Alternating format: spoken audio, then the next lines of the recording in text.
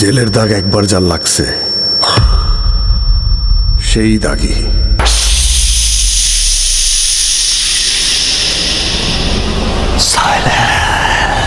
সকল মুখের ঝগড়ার সমাপ্তি এখন থেকে হাতাহাতি হবে। ওলে পাপালে করতে চাইছো না হাতাহাতি? আসো তোমারে লয়া একটু খেলি। দাগি টিজার ভার্সেস বরবাদ টিজার, আসলে কি এই দুইটারে কম্পেয়ার করা যায়? আপনার কাছে কি মনে হয় কোনোভাবে কম্পেয়ার করার মতো দুইটা টিজার রয়েছে?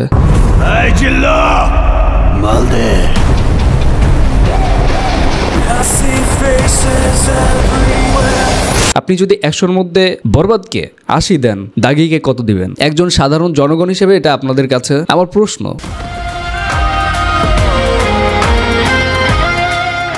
যে কত দিতে পারেন আপনি? খুব বেশি হলে আপনি 20-30 দিবেন, এবং আফরান নিশোর ডাইহার্ট ফ্যান হলে আপনি 50-60 দিবেন, এর বেশি না।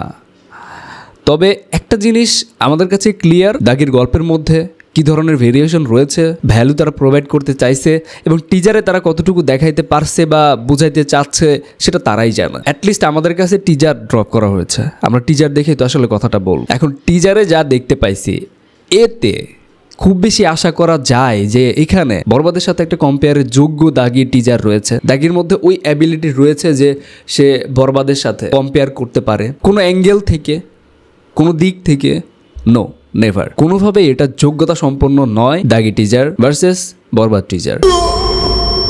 জেলের দাগ একবার যার লাগছে সেই দাগই।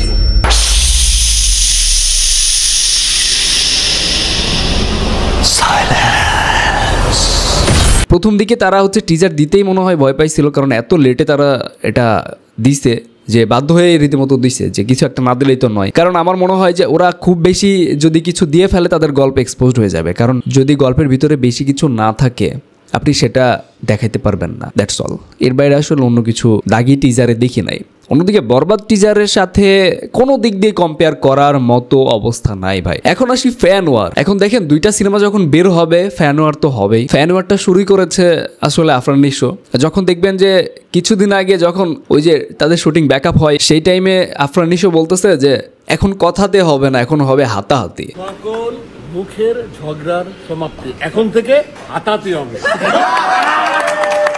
তো এই যে একজন স্টার, সে একজন অভিনেতা, সে তার কাছ থেকে এইরকম টাইপের কথা যদি আপনি শুনেন, যদি বুঝেন, তাহলে আপনি কি এক্সপেক্ট করতে পারেন? কিছু কিছু সুশীল ইউটিউবার রয়েছেন যারা বলতেছেন হ্যাঁ নিশো ভালো অভিনেতা, এই সেই নিশোকে নিয়ে কেন সাধারণ জনগণ এইভাবে কথা বলতেছে, একজন স্টারের ফ্যান হয়ে আরেকজন স্টারকে এইভাবে বলা উচিত নয়।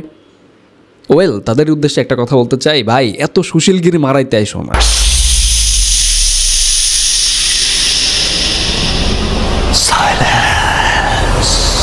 তুই ভালো হইলে ভালো রিভিউ দে, জিনিসটা তো আসলেই ভালো হয় নাই, তাহলে তুই জোর করে এমনভাবে তুই মানে বুঝাইতেছোস। আমাদের বাংলাদেশেরই কিছু কিছু ক্রিয়েটার রয়েছে ভাই, নিজেকে অনেক বড় পণ্ডিত মনে করে। ওনারা মনে করে ওনাদেরকে নিয়ে কথা বললে নাকি সাবস্ক্রাইবার বাড়বে, ভিউজ বাড়বে, অথচ তার সাবস্ক্রাইবার এখন 1 লাখই পূরণ হয় নাই। তাকে নিয়ে কথা বললে নাকি ভিউজ বাড়বে, তাকে নিয়ে কথা বললে নাকি সাবস্ক্রাইবার বাড়বে। আমি আসলে এই টাইপের ইউটিউবারগুলোকে আমার খুব ভালো মনে করতাম যে আসলে অনেস্টলি তারা রিভিউ করে যে ভালো হইলে ভালো বলবো, খারাপ হইলে খারাপ বলবো, ঠিক আছে।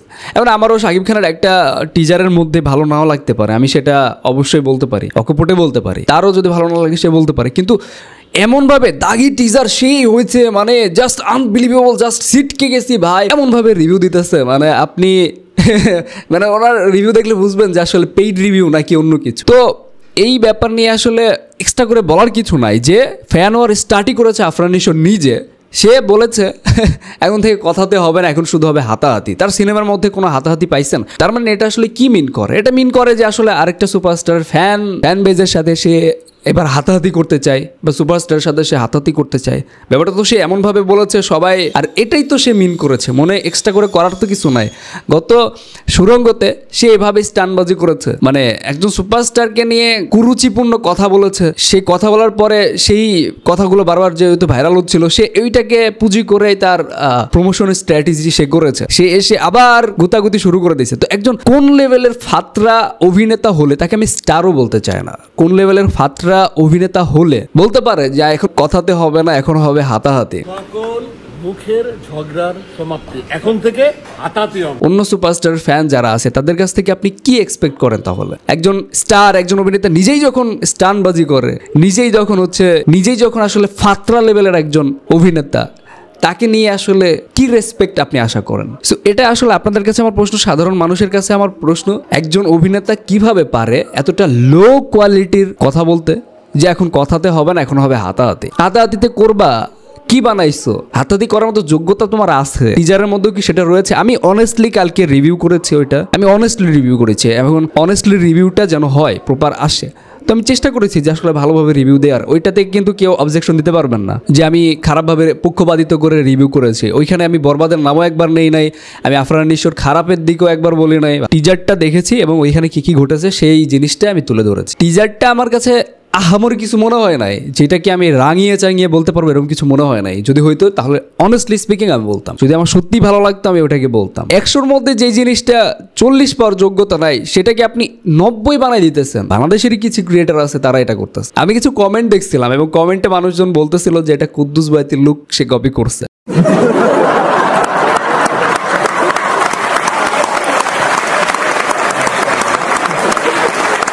সো কোনোভাবেই বরবাদের সাথে দাগির কম্পেয়ার করার যোগ্যতা নাই, কম্পেয়ার করার যোগ্যতাই নাই, সামনে দাঁড়ানোর যোগ্যতাই নাই। আর তুমি হাতাহাতি করবা ভাইয়া?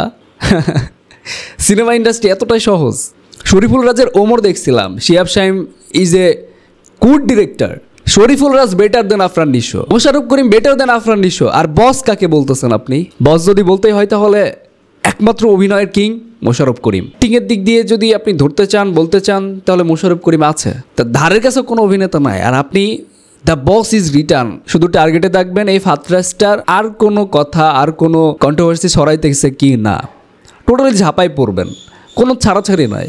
কিসের ছাড়াছাড়ি? ও মনে করছে আমি একজন মেগাস্টারকে তার দিকে ঢিল ছুড়ে দিলে আমার আবার প্রমোশন হবে, আবার সিনেমা হিট হয়ে যাবে। এটা কি মামার বাড়ির আবদার ভাইয়া? এটা কি রাজনৈতিক টকশো? এদিক দিয়ে যে তোমার ক্যারিয়ারের কত মারা খাইছো এটা তুমি জানো, একজন মেগাস্টারের পিছনে লাগতে যায়। অন্যদিকে দেখো মেগাস্টার কিভাবে সে তার লাইফ লিড করতেছে। 15-17 বছর অভিনয় করলে যে কেউ ভালো অভিনেতা হয়ে যায়। সো অভিনয় নিয়ে স্টারডম হয় না, স্টারডম হয় হিরোইজম নিয়ে। তো কাদা সরাসরি যখন তিনি শুরু করেছেন, এখন আবার যদি শুরু করেন তাহলে অন্য ফ্যান বেসগুলো রেডি আছে তার সাথে কন্ট্রোভার্সিতে জড়াইতে। হবেই এটা, যদি সে করে হবে। আর যদি রেসপেক্ট দিয়ে সিনেমার ময়দানে আসে তাহলে অন্য ফ্যান বেসগুলোও রেসপেক্ট দিবে। কিন্তু সে যদি সেই জায়গাটা ওন না করে, তাকে জনগণ কিভাবে রেসপেক্ট করবে? সো আজকের ভিডিও সম্পর্কে আপনার কি মতামত? আমার কথার সাথে আপনি একমত কিনা কমেন্টে জানান। কমেন্টেই ফয়সালা হয়ে যাবে সাধারণ জনগণের আসলে মনে কি বলতেছে, আমি ভুল বলছি নাকি ঠিক বলছি। এই কথাটার সাথে যদি আপনি একমত হন অবশ্যই কমেন্টে জানাবেন। অ্যান্ড ভালো থাকবেন, ভালো রাখবেন। Thank you, take care. হাতাহাতি।